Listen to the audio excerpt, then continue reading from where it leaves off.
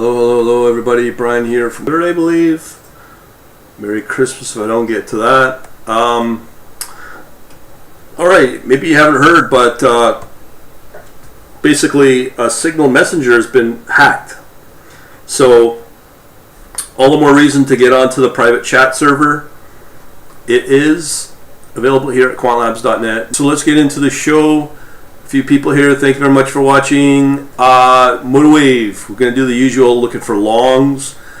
The markets don't look too good right now, and we have here a price. We want that price to be higher than the target Japan yen. I haven't seen that in a while right here. It's been very choppy. I do think that what the markets are pointing to are down. Here we have some gold, but they're top picks, but they're all in euro, the British pound, all short. Hong Kong dollar,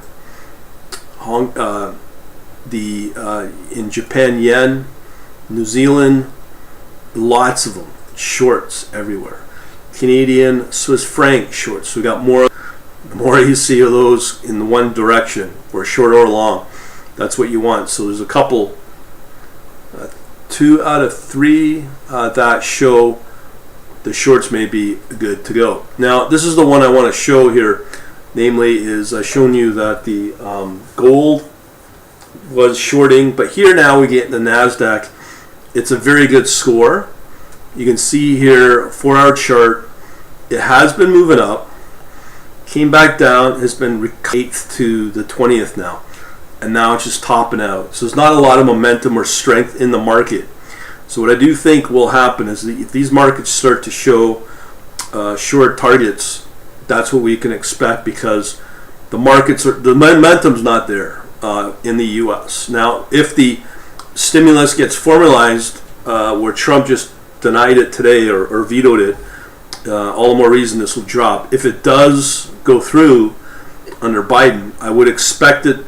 The pop to be there, and the last stimulus did have a pretty good recovery. So short term, it probably will be a short, but if it does go through, and I think it will, but it's not good for the U.S. long term with the national debt just being so high, and they're just like being drunken sailors with a Federal Reserve credit card and just spend.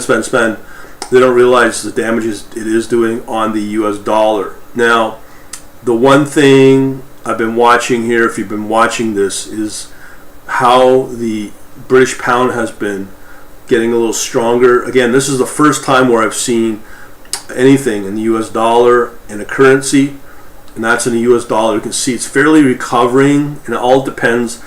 You know, when you start to see here, news comes out of the coronavirus coming out of England, and yet it still moves up, and if Brexit goes through, this will continue, and the British pound will be the one to watch over the next few weeks and even into 2021.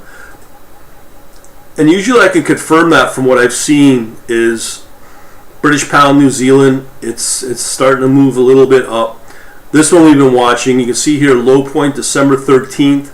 It has been choppy, but it has been legging up. Okay, so that's a good sign as long as the euro the Brexit talks stay positive. Just so you know, we got a stopgap trading agreement with England yesterday with Canada.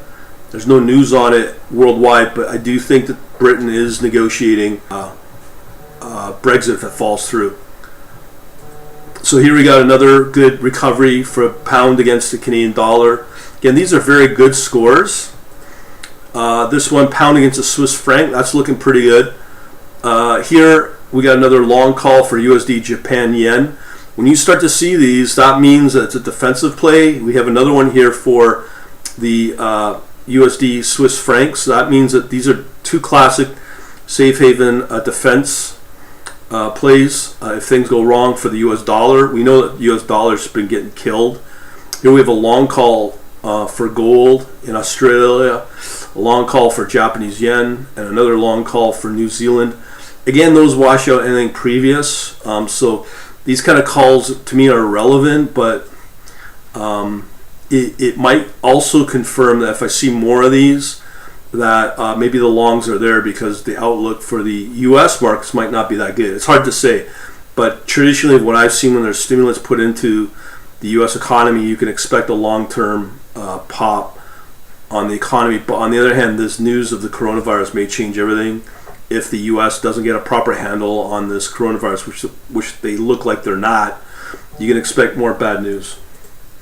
So relationship here, the Australia New Zealand, that's a nice steady trend. It's consistent. I've talked about that a week ago or a while back, and it's still pretty solid. So that's a really good one. And that goes down to the good. So again, we have here the SPX 500 and the good score, not very good, and it looks like it may drop in coming days until the stimulus gets signed. I think it will get signed if Biden gets into power on the 20th of January. So I'm not going to do any more, but everything's shortened, so it's not looking good.